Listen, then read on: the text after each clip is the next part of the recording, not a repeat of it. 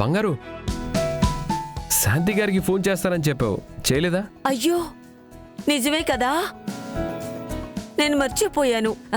మన ఇంటి పూజ చూపిస్తానని చెప్పాను. ప్లీజ్ కర్ణా, వీడియో కాల్ చేయవా? ఆవిడ దగ్గర ఉన్నది చిన్న మొబైల్ బంగారు. నిధికి చెయ్యి.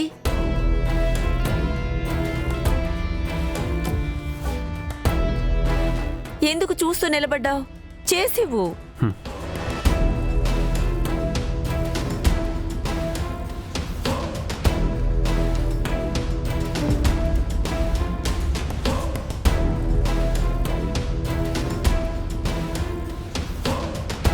ఈయనేమయ్యారు? సరిగ్గా టైంకి మాయమైపోతారు. వదినా, తను కావాలనే ఇలా చేశాడు.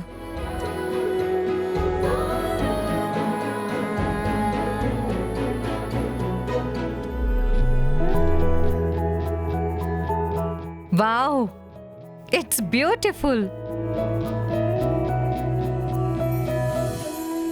నువ్వు నాకెంత కాస్ట్లీ గిఫ్ట్ ఇచ్చినా, నీ జీవితాన్నే నా చేతిలో పెట్టినా నేను నిన్ను క్షమించే ప్రసక్తే లేదు.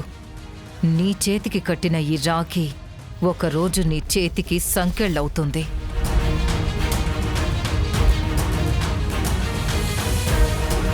ఆద్యంతరహితే దేవి ఆదిశక్తి.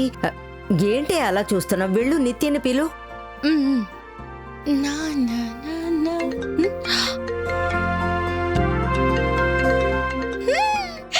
కర్ణా సార్ వీడియో కాల్ చేస్తున్నారు. హాయ్ నిధి, బాగున్నావా? నేను బాగున్నాను, మీరు? సూపర్. మేక జడతో మాట్లాడదామని ఫోన్ చేశాను. ఇక్కడే ఉంది, ఒక్క నిమిషం ఆగండి. శాంతి, ఏంటి ఫోను. ఎవరు? ఏంటే పాలకోవా, ఫోన్ లోపలికే వచ్చేసావా? అవును మరి, నీతో మాట్లాడాలంటే ఎలా అయినా సరే వచ్చేస్తాను.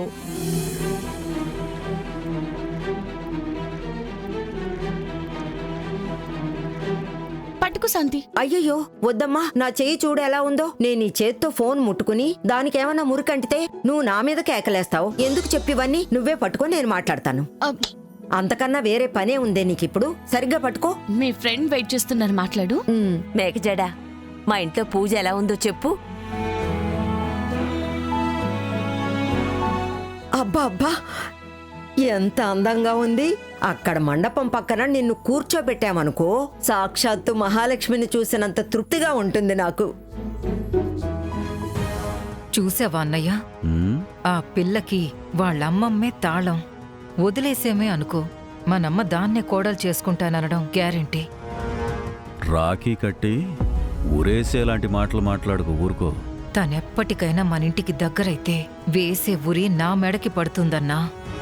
నిజంగా మీ దేవుడు మాత్రమే కాదు, ఇంట్లో అందరూ ఎంత లక్షణంగా కనిపిస్తున్నారో.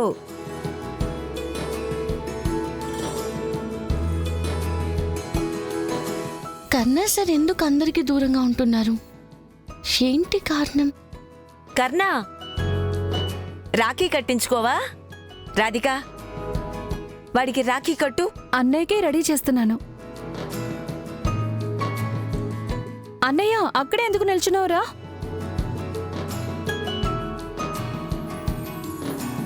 అన్నయ్య రా, ఎందుకు ఇక్కడే నిలబడ్డా?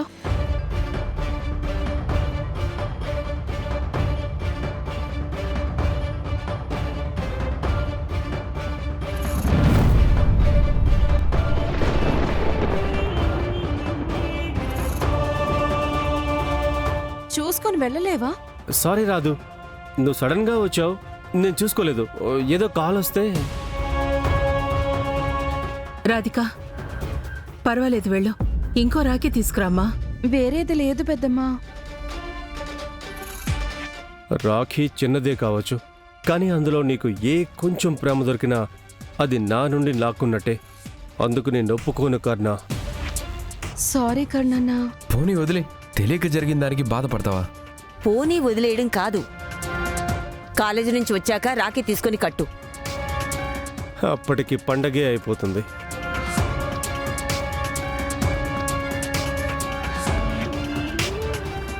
ఉండు, మా ఇంటి పూజ చూపిస్తాను. మాలతి, పూజ మొదలుపెట్టు.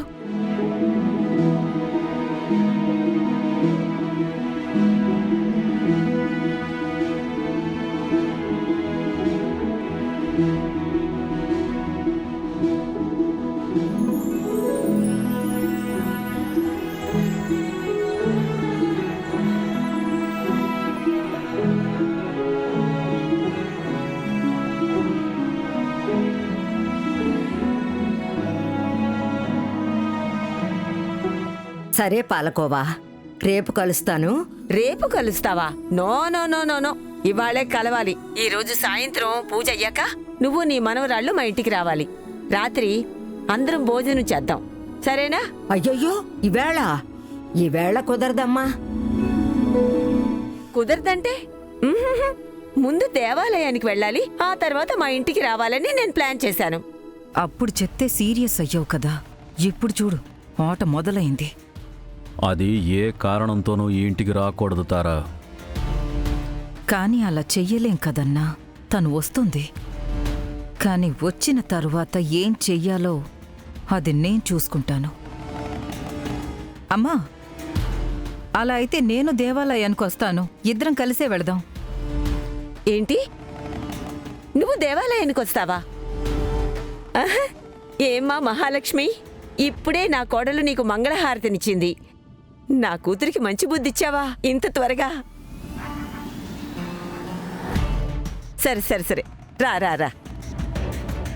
మేకజడా, నేను రెడీగా ఉంటాను. నేను వచ్చేలోగా నువ్వు రెడీగా ఉండాలి.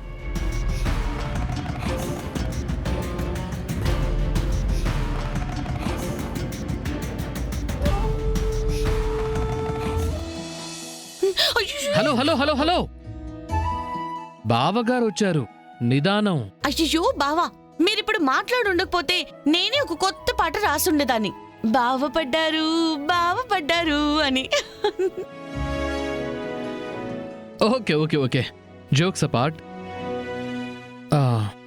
ఈరోజు మీ ఇద్దరి బాండింగ్ చూసి సంతోషం వేసింది. నేను అన్న, తమ్ముడు, అక్క, చెల్లి ఎవరూ లేకుండా ఒంటరిగా పెరిగాను. బట్ నువ్వు నిత్య ఒక్కోసారి మాట్లాడుకోవడం చూస్తే నాకూడా తోడబుట్టిన వాళ్ళుంటే ఎంత బావుండేదో అనిపిస్తుంది. అందులోనూ ఎంతైనా మా అక్క లాంటి వాళ్ళు దొరికితే డబుల్ అవుతుంది కదా. ఇంకా చెప్పాలంటే అమ్మ నాన్నల కంటే తనే ఎక్కువ స్ట్రిక్ట్ అనిపిస్తుంది. బీపీ, షుగర్, హైపర్ టెన్షన్ దేని వల్ల రాని స్ట్రెస్ తన వల్లే వస్తుందేమో అనిపిస్తుంది. ఓ నిత్య, అయ్యో అక్కనా, అక్క అది బావా, అక్కొచ్చిందేమో అన్ని విందేమో అని ఎంత భయమేస్తుందో తెలుసా?